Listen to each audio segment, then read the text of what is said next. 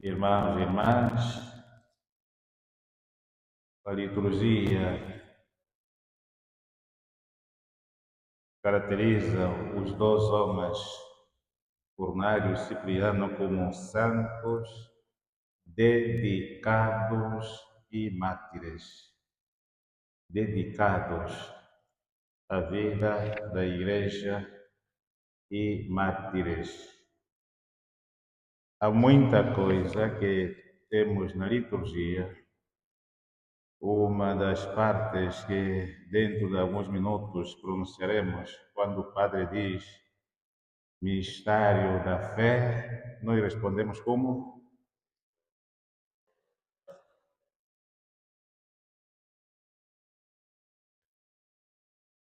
Alguns pais não sabem bem, só algumas pessoas estão a falar, até para não sabemos isso. Vamos repetir outra vez, mistério da fé.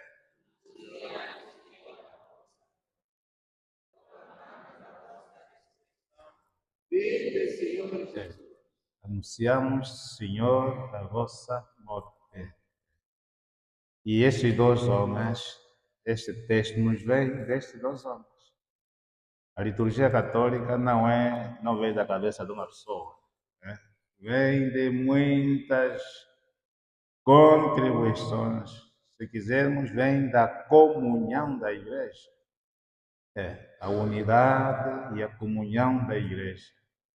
A dedicação de cada um, até a morte destes homens, cada um contribui com algum pedaço. Por isso que a liturgia católica ela parece ser muito complexa, mas bastante linda.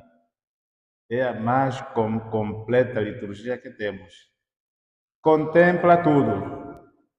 Nós temos liturgias para os mortos, liturgia para os vivos, e nos vivos temos várias expressões para a família, para as crianças, para os padres, para os casados, enfim. Então, ela foi uma construção de gente que se dedicou. Anunciamos a morte do Senhor, como esse salmo traduz a espiritualidade desses dois, que anunciaram a morte de Jesus. Ambos foram mártires. É verdade que Cipriano e Cornélio não tinham o mesmo temperamento. Um era muito mais medroso, o outro era mais corajoso. Então, um empurrava o outro. Muitas vezes, um deles, sobretudo Cipriano, tentou desistir, e fugir porque a perseguição estava muito cerrada. Mas Cornélio vinha, olha, irmão, vamos. Terminaram no martírio, mas glorificados. O Evangelho apresenta-nos outra parte, que também pronunciamos todos os dias na Eucaristia. Senhor, eu não sou digno de que entres em minha morada, mas diz uma palavra e serei salvo. Nós dizemos isso em que parte? Em que parte é que nós pronunciamos isso? Em que parte da missa é que nós pronunciamos isso? Na liturgia da palavra? Antes de quê? Antes do cordeiro ou antes da comunhão? Tá vendo? Eu vou dar catequese, eu sou catequista hoje. Pois. Então, anunciamos isso praticamente depois do cordeiro e antes da comunhão. Senhor, eu não sou digno de te receber, mas diz uma só palavra. De facto, por isso é que a primeira leitura está falando da comunhão. A primeira leitura fala-nos da importância da Eucaristia. O que é Eucaristia? É verdade que aqui São Paulo, quando fala aos Coríntios, está a falar da liturgia do tempo de Jesus. A liturgia do tempo de Jesus não tem nada, a Eucaristia não tem nada a ver com o que nós celebramos. A Eucaristia antiga, cada um trazia comida e bebida antes da celebração. Porque era assim. E no momento da comunhão, que praticamente era o fim da celebração, todos, cada um punha sobre a mesa o que trouxe. O que trouxe. Comidas, bebidas, até vinho. Ouviram aqui o texto, né? Alguns embriagavam-se. Então, na liturgia, alguns terminavam mesmo bons bêbados. Iam para casa, se calhar não haviam mestrado. Né? E São Paulo está a acusá-los porque alguns tinham mais possibilidades. Traziam bom vinho e em grande quantidade. E alguns, se calhar, tinham, coitado, o que tinham, e estes que tinham um pouco a mais nem partilhavam com os outros. Por isso é que São Paulo tem um tom muito forte contra eles. Será que não tendes as vossas casas para comer e embriagar-vos, para vir embriagar-se na Eucaristia? Porque alguns já faziam da Eucaristia uma festa, uma exibição. Né? Hoje também temos pessoas que se calhar também são assim. Né? Pronto, não é tão assim, mas é assim. Uma senhora dizia-me que quando estava aí para o Acucumbo, lá na minha terra, então, como disse que está aí lá nos Mabululos, naquela gente que se calhar anda a pé, mal vestida, então levou uma roupa também que se assemelha àquele tipo de gente, para ir rezar, para não ser muito extravagante, né? Para não parecer muito bem vestida. Então levou uma roupa que dá para ficar com eles lá. Só que ela se enganou. Né?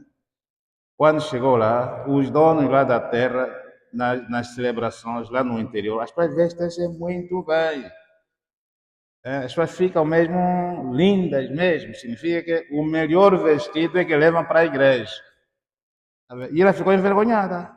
Lá com seus chinelos que trouxe, com seu pano aí, para ver se...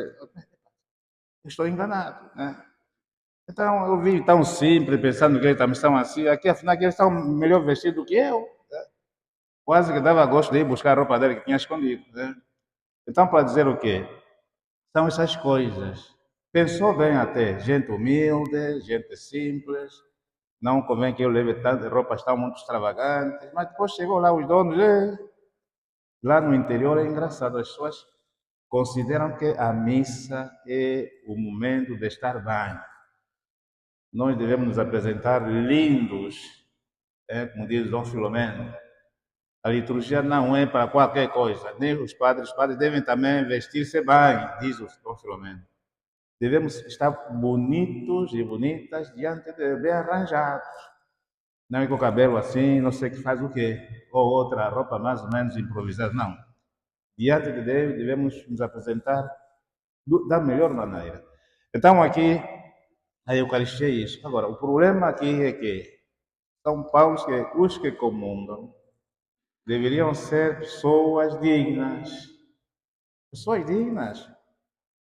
Pessoas de paz, de comunhão, de respeito, de justiça, enfim, de atitudes medidas. Mas infelizmente hoje, até dentro da igreja nos insultamos, né? Dentro da igreja nos insultamos. Perguntem aí às manas do acolhimento. O que é que às vezes passam lá na porta aí? Há pessoas que vêm com a cabeça feita de outra maneira, não para vir para a igreja, mas vêm com a cabeça já desfeita de outras. Então, às vezes, vai atirar tudo na cara da senhora do acolhimento. Né? Não me chateia, a igreja não é tua. De manhã cedo, já está entrando na igreja. Né? Nós aqui na igreja viemos para ouvir o Senhor, é o que estamos na primeira leitura.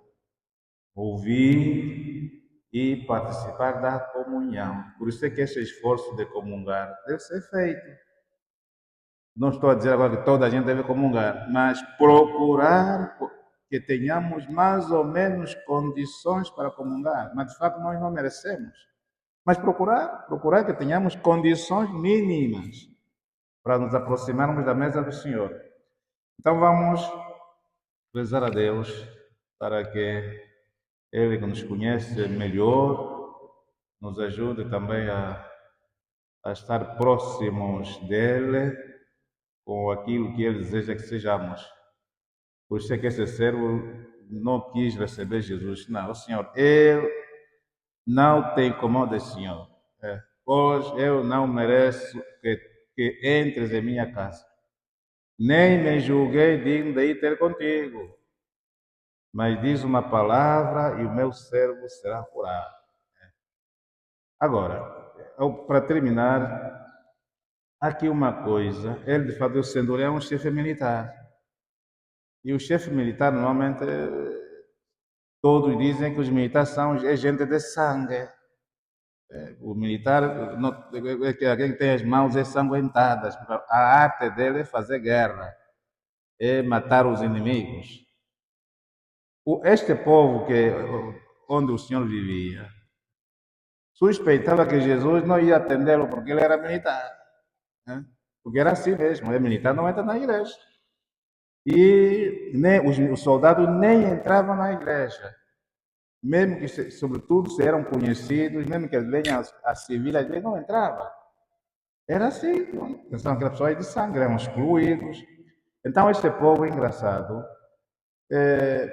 foi pedir a Jesus: olha, é digno, ele é digno, tá vendo? Ele é militar. Mas o povo foi dizer: ele é digno que ele o conceda. Significa, ele é digno de ser atendido, pois ele estima a nossa gente. Essa é que é a arte de alguém dirigente, tá vendo? Ou do grupo, ou do país, ou da paróquia, ou não sei de onde. Tem que ser digno. E estimar as pessoas, né? Respeitá-las. Né? E depois ainda diz: foi ele que nos construiu a sinagoga. Um pagão construiu o lugar de oração para os que rezam. Né? Isso é importante. Né?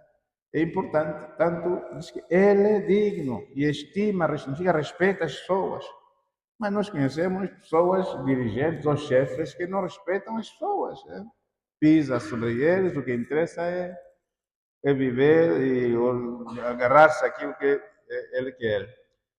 Então, que aprendamos também de Cornélio e Cipriano, que eram também homens dignos, respeitadores da gente a quem dirigiam a palavra e acabaram por dar a vida a Deus por aquilo que era a sua missão. Assim seja.